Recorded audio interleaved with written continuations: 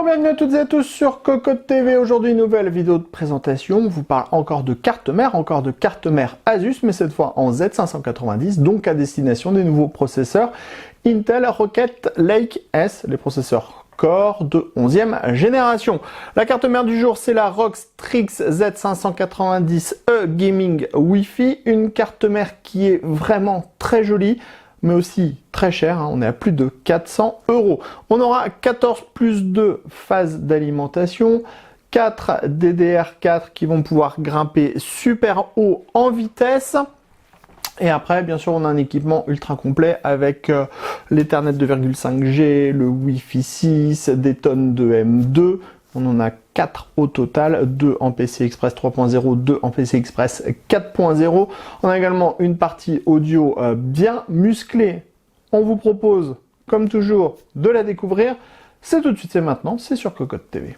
On commence comme toujours avec le packaging. Là, ce coup-ci, on est chez ROG Strix. C'est noir, c'est rouge, c'est bariolé de tous les côtés. On sait qu'on va avoir du RGB.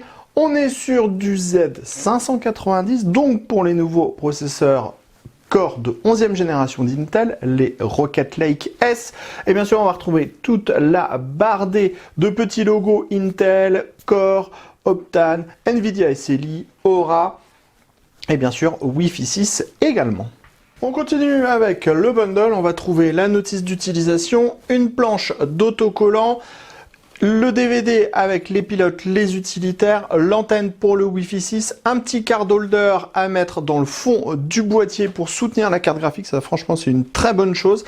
On va également avoir 4 câbles SATA, un petit porte-clés ROG, un ventilateur de 40 mm à placer au-dessus des VRM, la visserie, les petits pads nécessaires pour les SSD M2. Enfin, on va avoir quelques colliers.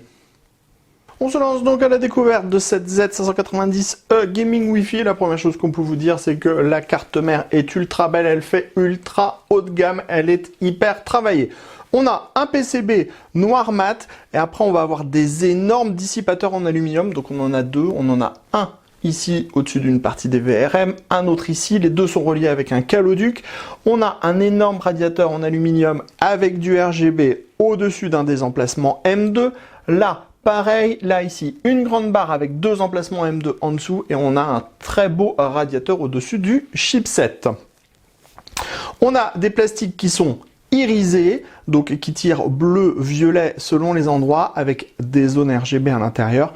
Oui, vraiment très belle carte mère de la part d'Asus. Au niveau du socket, 1200, on est sur une compatibilité Comet Lake S, Rocket Lake S. Comet Lake S, PCI Express 3.0 seulement, Rocket Lake S, PCI Express 4.0. On aura 14 plus de phases d'alimentation pour le processeur. Pour alimenter le processeur, on a un 4 pins, un 8 pins. On a une première prise fan ici. Ensuite, on a deux autres prises fan ici.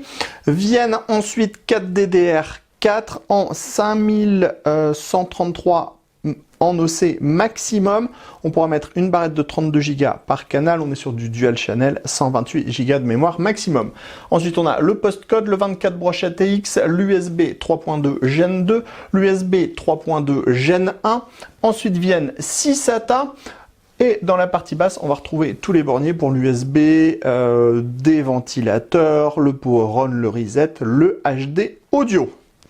Au niveau du radiateur du chipset, on a une zone RGB, on a plein de marquages ROG, un petit filet fuchsia et une petite étiquette textile. C'est très joli.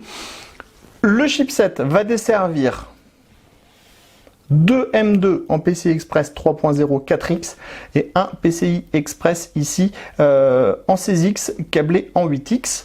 Ensuite, le processeur prendra en charge toute cette partie-là avec 2 M2 en PCI Express 4.0 4X et deux emplacements PCI Express 16X qui fonctionneront en 8X 8X avec deux cartes graphiques. Attention, pour avoir le PCI Express 4.0, il faudra absolument avoir un processeur Rocket Lake S, autrement on sera sur du 3.0.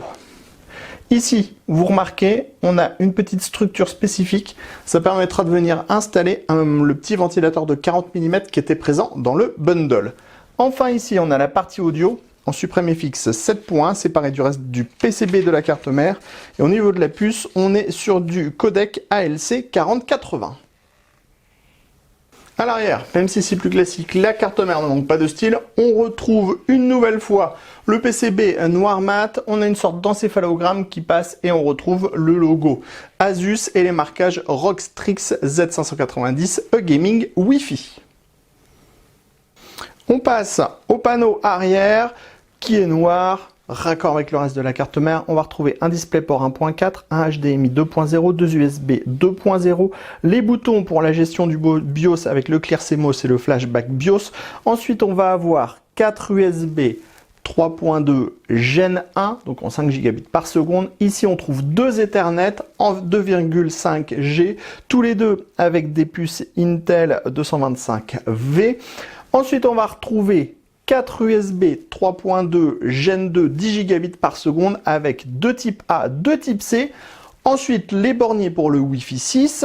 Le Wi-Fi 6, c'est encore une fois une puce Intel avec une puce tout simplement en 6E. Et enfin, on a le son en 7 points, en Rock Supreme FX, avec un codec ALC 4080. Bien sûr, on a tout ce qu'il faut pour les casques, pour sortir en 120 dB SNR et aussi pour enregistrer en 113 dB SNR. On termine de cette présentation de cette carte mère Z590E Gaming Wi-Fi avec la carte mère allumée. On a ajouté deux petites barrettes RGB histoire d'être raccord avec les trois zones RGB qu'on va retrouver sur la carte mère.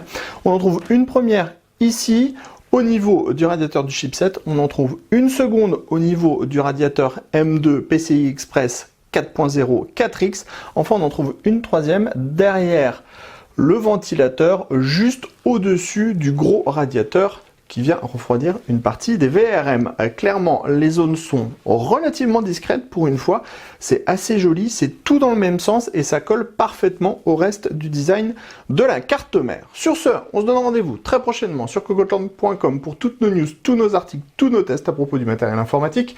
Et on se donne rendez-vous sur notre chaîne Cocotte TV pour toutes nos prochaines vidéos. Sur ce, on vous dit à très bientôt. Nono le grand robot aussi vous dit à très bientôt.